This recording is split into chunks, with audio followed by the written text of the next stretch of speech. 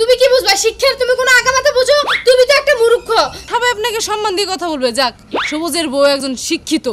হ্যাঁ বুঝতে পারছি।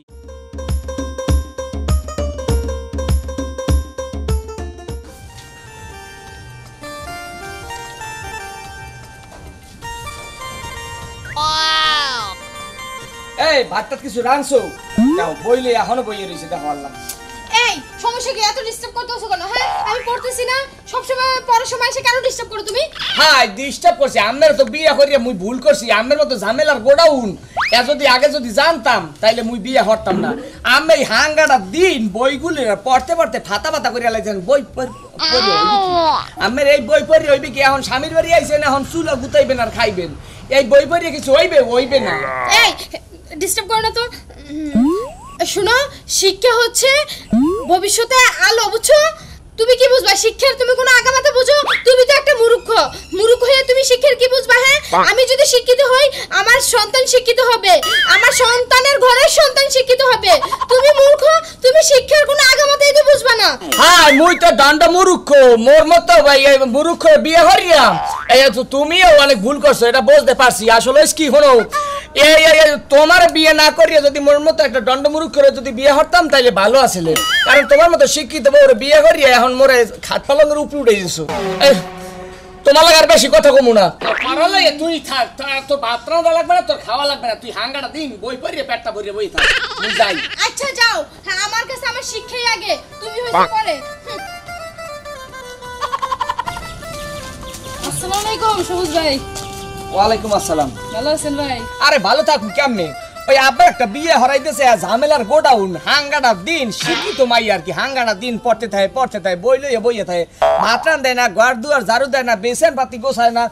এর লইয়া আসি অনেক যন্ত্রণায়, অনেক কষ্টের মধ্যে আসি। ও এই ঘটনা, তাহলে তো আর সুখবর, ভালো কথা ভাই। কারণ শিক্ষিত হওয়া তো উন্নতির লক্ষণ ভাই। যে আপা আপনি কথাটা ঠিক বলছেন, ওই যে শিক্ষিত উন্নতির লক্ষণ। হ্যাঁ এমনই লক্ষণ, মনে করেন 3 বেলার ভিতরে যদি না খাইই তাই এই লক্ষ্য দিয়ে হইবেটা কি হইবে কি কোন দেই? তাও তো উন্নতি ভাই। না খেয়ে থাকলে চাইল্ড ফুল না, ইনকাম করতে হলো না, তাও উন্নতি। হ্যাঁ ঠিক কথা বলছেন। এই যে যদি মনে করেন চাল ডালি যদি না হুরাইতে পারেন, নাই যদি খাইতে পারেন, তাহলে এই জীবনটা রাইকে লাভ কি? খালি হাঙ্গাটা জীবন উন্নতির দিকে তাকাই গেলেন, জীবনটার দিকে আর তাকাইলেন না। দেশের জন্য উন্নত করবেন। হ্যাঁ দেশের জন্য ঠিকই আছে। দেশের জন্য উন্নত করবেন আপনি শিক্ষিত হয়ে। আমি একটা কাম করেন, এই যে ভাততে যাইয়া, হ্যাঁ ওই যে ভাত আছে না, এই ভাত খাওয়ার দরকার নাই, মাটি খাইবেন, দেখবেন কি দেশ অনেক উন্নত হইবে। হ্যাঁ আর ওই যে বাইরে কইবেন কি বাজার সদা কিছু আনার দরকার নাই। হ্যাঁ ভাই মাথাটা ঠান্ডা করে আমার কথাটা একটু বোঝার চেষ্টা করেন। বলেন। শুনেন, এলাকার মধ্যে বউ পাইছেন একটা, দেখেন তো কার বউ কার মেয়ে এরকম দিনরাত 24 ঘন্টা উঠতে বসতে বই নিয়ে ঘাটাঘাটি করে। সে কত বড় আশা নিয়ে আছে যে শিক্ষিত হয়ে চাকরি করে দেশের জন্য উন্নতি করব। ভাই রাগ করেন না, মনে করেন যে আপনারই ভালো, বুঝছেন? আর শিক্ষিত হওয়া তো খারাপ কোনো কথা না। শিক্ষিত হওয়া মানে অনেক ভালো একটা কথা, সবাই আপনাকে সম্মান দিয়ে কথা বলবে। যাক, সবুজের বউ একজন শিক্ষিত। হ্যাঁ বুঝতে পারছি। আমার অনেক গৌরব, আমার অনেক সুনাম, আমার অনেক অনেক কিছু আর কি বোঝাইতে পারছি। আরে আভামনি আমরা যে কি বুঝাইতে চাইতেছে আমি এই কথাটা বুঝতে, আমি তো কই পড়ালেখা করো, পড়া বই টই পড়ো, এতে কোনো সমস্যা নাই। কিন্তু ঘরের যে কাম কাজ, ভাত তরকারি, ঘর দুয়ার গোছান মোছান, এটাই তো করা লাগবে না? হ্যাঁ না করি হাঙ্গাটা দিন যদি বই লইয়ে বই থাকে, তাহলে এ জাতি কিভাবে উন্নত করবে? বই লইয়ে বইয়ে থাকলে কি উন্নত হবে না। সব কিছু মেনটেন করে যে চলতে পারবে তাকেই বলে উন্নত জাতি। বুঝছেন? আপনি কিন্তু শিক্ষিত স্বামী, এটা মানতে হবে। ঠিক কথা বলছেন আফামনি। আসলে আমার মাথা একটু বউরে বুঝাই শুনে যেভাবে বউরে বুঝান, মাথা গরম না করে সুন্দর করে বুঝে রান্না করবেন, বুঝে পড়াশোনা করবেন। ঠিক আছে, মিলে থাকবেন, ভেজাল করবেন। পেরাইজন বোধহয় মুই নিজে রাইন্দা আর মোহে বাতু দেখি না। এই তো হলো আদর্শবান স্বামী, আদর্শবান স্বামীর হলো আদর্শবান। ঠিক আছে আপা, আমি এই বুদ্ধিটা দেওয়ার জন্য আপনাকে থ্যাংক ইউ, ধন্যবাদ। ভালো থাকেন। আচ্ছা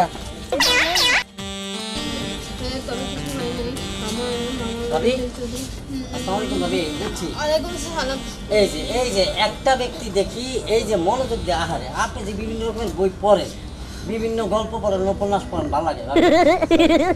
আমি আপনার মতন মানে আপনার যে জামাই এই যে ডুরিয়াস, এই একটা মাত্র ব্যক্তি দেখলাম যে বই পড়ে, একটা শিক্ষিত মেয়ে যাকে একটু সময় দাও, বই পড়তে সময় দাও, খাইতে সময় দাও, সেই ভাই, শুধু আপনি আমার কষ্টটা বুঝেন, বুঝছেন? আমি লেখাপড়া করতে চাই, আমার স্বামীর তাতে কি যে সমস্যা আমি কিছুই বুঝি না। আচ্ছা হ্যাঁ পড়েন পড়েন, আপনি পড়তেছেন বা পড়া সুন্দর, এই যে আপনি কত স্টাইলিশ ভাবে পড়তেছেন। হাই, কথা ভালো বলছেন ভাইজান। পড়ালেখা সুন্দর, এটা আমিও মানি। আমি একটা শিক্ষিত পোলা, এটা একটা শিক্ষিত বউ। আপা বিয়ে হারাই দিয়েছে, মই পুরু করলে কি বউটা শিক্ষিত বানাইছে। হ্যাঁ, আসলে এই ঘটনা কি ভাই জানেন, এই পড়ালেখা করা ভালো, এটাও আমি জানি, আপনিও জানেন, সবাই জানে বিশ্বের। হ্যাঁ, পড়ালেখা করা ভালো না, কিন্তু 3 বেলা জামাই রে না খাওয়ায় রাখিয়া, রান্না বাড়ি বাদ দিয়া, এই ঘর দুয়ার না গোছাইয়া, এইটারে কয় কোন ধরনের পড়ালেখা? আরে তুমি বুঝো না কা, তুমি 3 বেলা ভাত না খেলে পরদিন যে খাইতে পারবা, তবে পড়া একদিন মিস হলে আর পরদিন যে আমি কিভাবে এই পড়াটা কমপ্লিট করব বলো তো? ভাবি বলছে, এটা আসলে সত্যি বলছে। একটা জিনিস চিন্তা করেন ভাবি, আমি মাথায় না বুঝাইতে গিয়া একটা জিনিস চিন্তা করেন, আগে সংসার ঠিক, তারপর বাকি সব। আপনি যদি দুলাভাইরে ঠিক না রাখতে পারেন, তাহলে আপনি কার ঠিক রাখবেন? উনি তো আপনার মাতা, উনি হচ্ছেন আপনার মুকুট, আপনি উনি হচ্ছে সবকিছু। ভাইজান, ভাই আপনারা পড়ালেখা কইরা মাথায় বুদ্ধি জ্ঞান অর্জন করেন, আর সে পড়ালেখা অর্জন করে, এই পড়ালেখা করে কি করে জানেন? জি, মানে কি, আর মাথার মধ্যে গোবর আই না বসবাস করায়, যে এই গোবর গোবর আয় আয় মোর মাথায় আয়।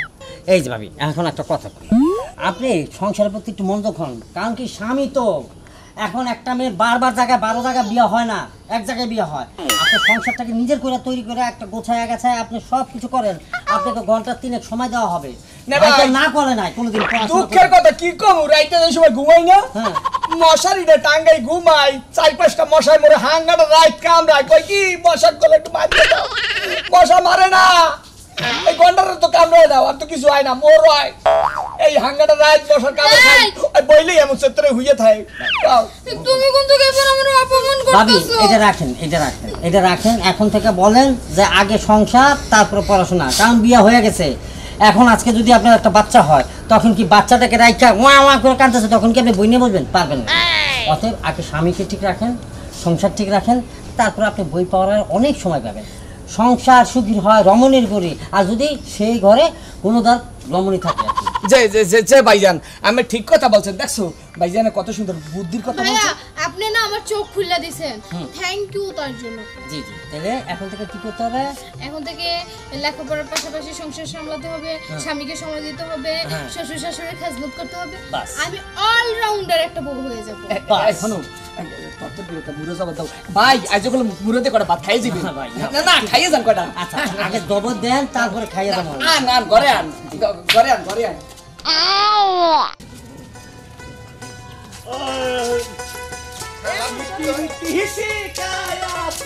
এই আস্তে ইব্রাহিম, এই ধরে তো কই কোন তাল গাছের সাথে বাইরে গেলা?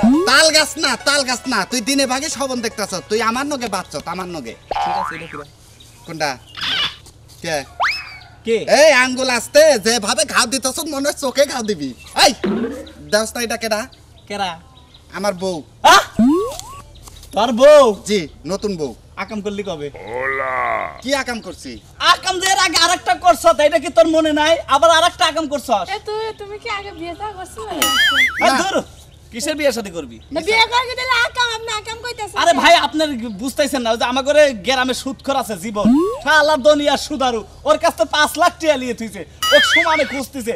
রাস্তা দিয়ে আমি আইবার নাছিলাম, আমাকে কয়ে গাদা, বললাম কি, কয় যে ইব্রাহিমের দেখছ? বললাম দেখছিলাম তো কালকে ভাই, আর তো দেখা হয় নাই। কয় ওর কাছে টিয়া পামু, টিয়া দেওয়ার তুই পালন করিস কে? তাও খালি সামনে আই যাচ্ছে, খালি বাড়ি বিলে আই যাচ্ছে, চলো চলে যাই। বাড়ি বিলে যাবে? জি। যাও, জীবন তোমার বাড়ির গেটের সামনেই দাঁড়া আছে। হ্যাঁ, তোমার তো বাড়ি ঘর গরু বাছুর কিছুই নাই, থাকার মধ্যে আছে একটা বউ, এটা কই হারাইবে না। যাও তুমি, যাও। কি কার কাছ থেকে সুদের টাকা নিয়ে থুয়ে দিছো? হ্যাঁ, আরে হয়েছিল কি, শোনো, এটা বহুত পুরানা ভেজাল কথা, বুঝছো? শালা যে কথা কয়ে গেল, যদি আমার বাড়ির সামনে থাকে তাহলে তো ভেজাল। চলো, তারপরে তুমি যখন নতুন বউ, যাইতেই হবে আস্তে আস্তে। হ্যাঁ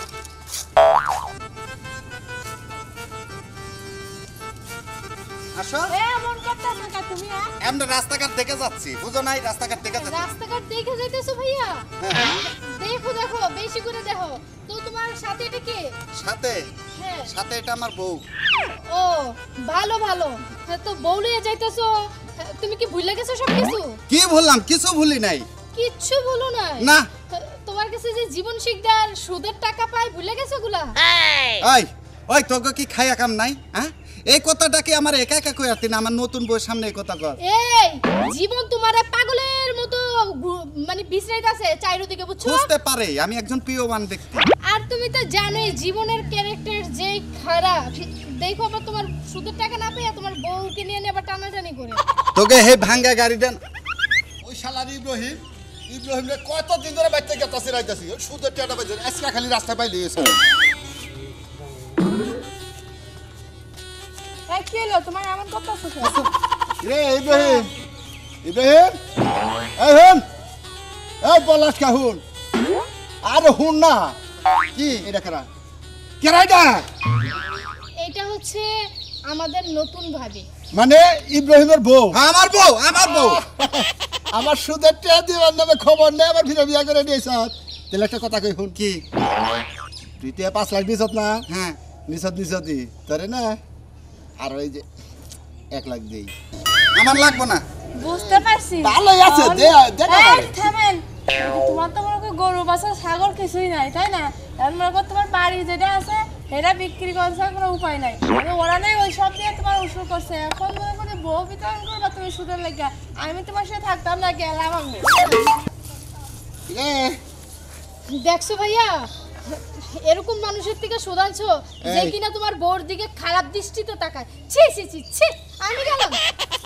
এই হারামজাদা উডাও তো আমও গেল ছালাও গেল তুই আমার টাকা দে আর আমি আপনার নামে কেস করবো।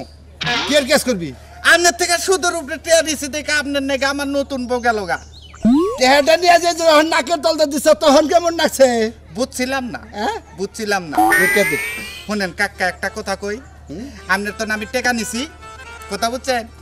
টেকা নিছি ভুল করছি, আর কোনোদিন নেবো না। আর আমার বউটা একটু ফেরত আনার ব্যবস্থা করো।